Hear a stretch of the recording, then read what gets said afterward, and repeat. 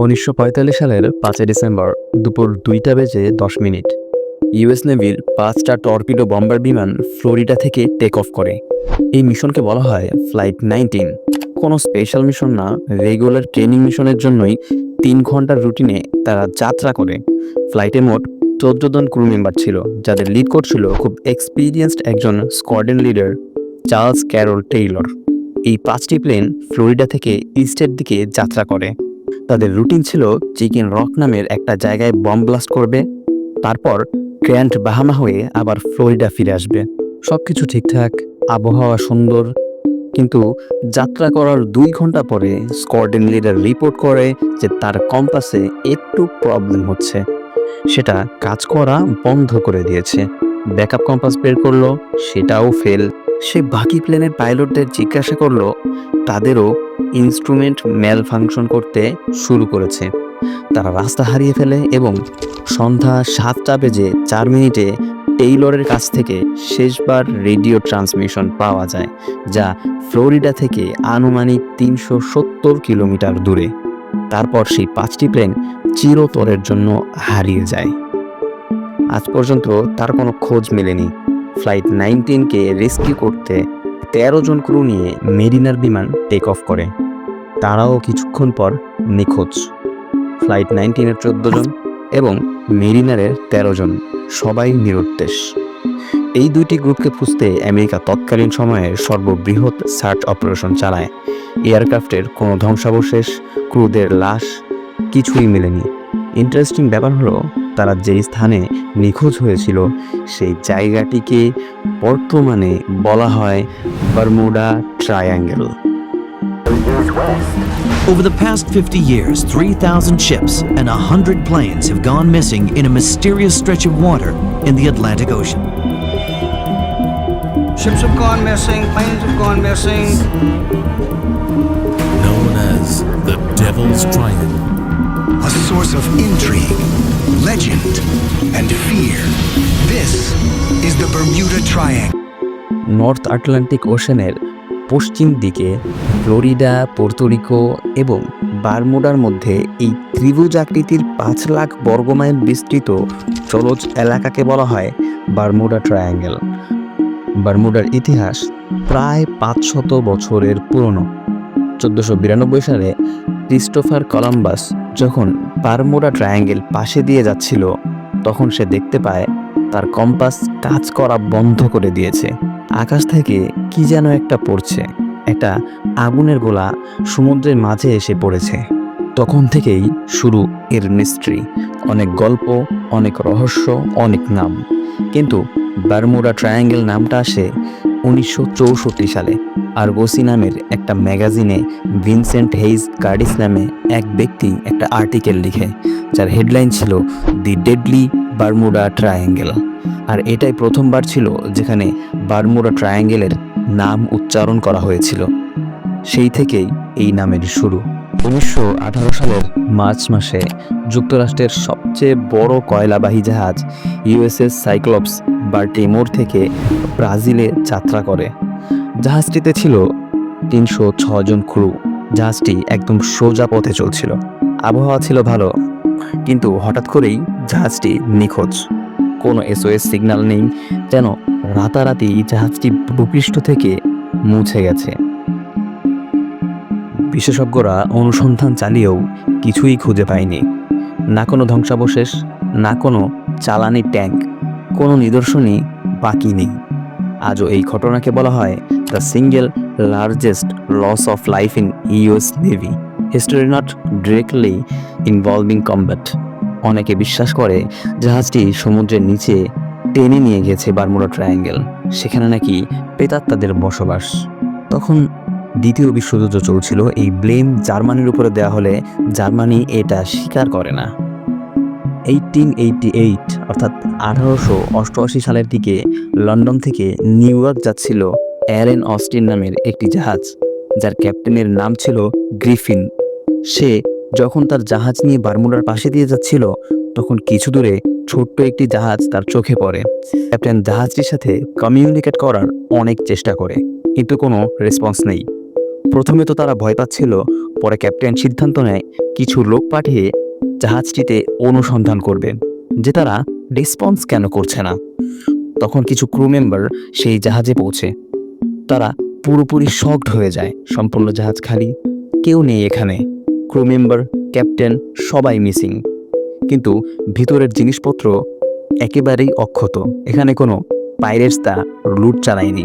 জিনিসপত্র এতটাই অক্ষত এবং সব কিছু জায়গা মতো রয়েছে যে বোঝাই যাচ্ছে এখানে পাইরেটসরা কোনো হানা দেয়নি। কিছু ক্রু মেম্বার সেই জাহাজে চড়ে বসে। দুই জাহাজ কিছু সময় একসাথে চলে, কিন্তু হঠাৎ একটা ঝড় আসে। তখন সেই জাহাজটি উধাও।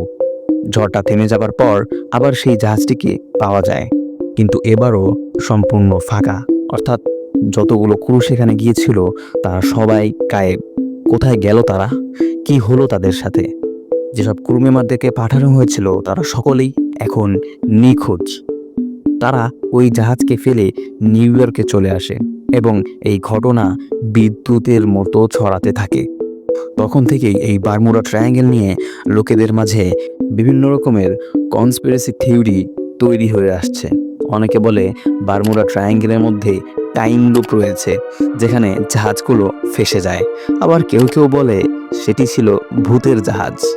আবার কেউ এই ব্লেম এলিয়েনের ওপরে দিয়ে দেয়, যে এলিয়েন এসে জাহাজ উঠিয়ে নিয়ে যায়।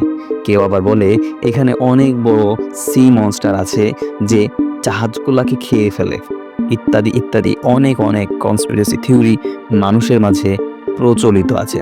কিন্তু আজকের ভিডিওতে আমরা ফোকাস করব কিছু সায়েন্টিফিক থিওরির ওপর। 1. ম্যাগনেটিজম।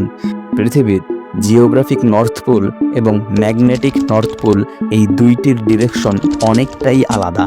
কম্পাসে সাধারণত ম্যাগনেটিক নর্থ পোল দেখায়, কিন্তু পৃথিবীতে এমন কিছু স্থান রয়েছে যেখানে জিওগ্রাফিক নর্থ পোল ও magnetic north pole exact same জায়গাতে। এই জায়গাগুলোকে বলা হয় অ্যাগনিক লাইন। তবে জানার বিষয় হচ্ছে এই অ্যাগনিক লাইন সময়ের সাথে সাথে পরিবর্তিত হতে থাকে, যার সেন্টার কয়েক শত বছর যাবৎ বারমুডা ট্রায়াঙ্গেলের আশেপাশেই রয়েছে। এই জন্য এখানে অনেক সময় কম্পাসে ভুল রিডিং আসে এবং কম্পাস কাজ করা বন্ধ করে দেয়। ক্রিস্টোফার কলম্বাসের কম্পাসটাও হয়তোবা এজন্যই কাজ করা বন্ধ করে দিয়েছিল। 2. হারিকেন ঝড়। আপনি যদি সার্চ করেন পৃথিবীতে সবচেয়ে বেশি হারিকেন ঝড় কোথায় হয়, আপনি জানতে পারবেন তালিকার প্রথমেই রয়েছে চীন এবং দ্বিতীয়তে রয়েছে কিউবা, যেটা বারমুডা এরিয়াতেই, আর তৃতীয় স্থানে রয়েছে ইউএসএ।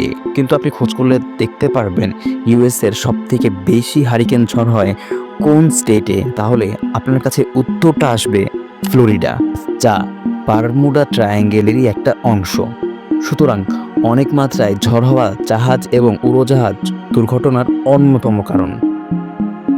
আর একটু আগে আপনারা জেনেছেন অ্যালেন অস্টিন যখন সাথের জাহাজটা নিয়ে আসছিল তখনও তার একটা ঝড়ের কবলে পড়েছিল। 3. Methane hydrate. নরওয়ের বিজ্ঞানীরা প্রথম যখন আবিষ্কার করলেন মিথেন হাইড্রেট ব্লক, তখন তারা বুঝতেই পারেনি এর ভয়াবহতা কি হতে পারে। বারমুডা ট্রায়াঙ্গেলের নিচে জমে থাকা এই মিথেন গ্যাস হঠাৎ বিস্ফোরিত হলে পানির ঘনত্ব হঠাৎ করেই কমে যায়, ফলে ভাসমান জাহাজ ও সাবমেরিন ভেঙে ডুবে যেতে পারে কয়েক সেকেন্ডের মধ্যে। যখন এর নিচে পানিতে মিথেন বাবল তৈরি হয়, এগুলোকে বলা হয় এয়ার বম্ব। আর সেই গ্যাস যদি উড়ে গিয়ে আকাশে থেকে যায় তাহলে প্লেনের ইঞ্জিন পর্যন্ত এই গ্যাসের কারণে বন্ধ হয়ে যাবার সম্ভাবনা রয়েছে। এজন্যই অনেক জাহাজ বা প্লেনের কোনো SOS সিগন্যাল পাওয়া যায় না, তারা হারিয়ে যায় একদম নিঃশব্দে।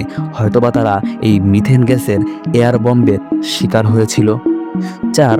শ্যালো এরিয়া থিওরি, অর্থাৎ অগভীর সমুদ্রের ফাঁদ। অনেকেই জানে না বারমুডা ট্রায়াঙ্গেলের কিছু অংশ শ্যালো বা অত্যন্ত অগভীর। বিশেষ করে বাহামাস আর টার্কস এর মাঝখানে অনেক শ্যালো রিফ ও স্যান্ড ব্যাংক রয়েছে, যেখানে সমুদ্রের গভীরতা মাত্র 10 থেকে 20 ফুট। কিন্তু বিপদের ব্যাপার হলো গভীর সমুদ্র থেকে হঠাৎ করে অগভীর এলাকায় ঢুকলে জাহাজের তলা আঘাত পায় প্রবাল প্রাচীরে। এমনকি আধুনিক জিপিএসের আগে এসব অগভীর এলাকা বোঝা যেত না। ফলে বহু জাহাজ আটকে পড়েছে বা ডুবে গেছে এই প্রবাল প্রাচীরে ধাক্কা খেয়ে। সি প্লেনগুলো যদি এই দ্বীপ বা অগভীর এলাকায় জরুরি ল্যান্ডিংয়ের চেষ্টা করে তাহলে দুর্ঘটনা অনিবার্য। আর ধ্বংসাবশেষ সেগুলো প্রবাল প্রাচীর বা স্যান্ডবেডের নিচে ঢেকে যায় আর খুঁজে পাওয়া যায় না কোনোদিন। আজ পর্যন্ত এই বারমুডা ট্রায়াঙ্গেলে শতাধিক নৌযান বিমান নিরুদ্দেশের ঘটনা ঘটেছে। সবই কি এই থিওরির আওতায় পড়ে, নাকি এর পেছনে রয়েছে কোনো অলৌকিক ঘটনার ইশারা? আপনার কি মনে হয় এগুলোর নিখোঁজ হওয়ার পিছনে কি অন্য জগতের কোনো অলৌকিক ঘটনার ইশারা রয়েছে, নাকি আছে কোনো বৈজ্ঞানিক ব্যাখ্যা? কমেন্টে জানান। আশা করি ভিডিওটা ভালো লেগেছে। ভালো লাগলে আমাদের চ্যানেলটা সাবস্ক্রাইব করতে পারেন। ছায়া ঢাকা অজানা তথ্যের অনুসন্ধানে তথ্য ছায়া।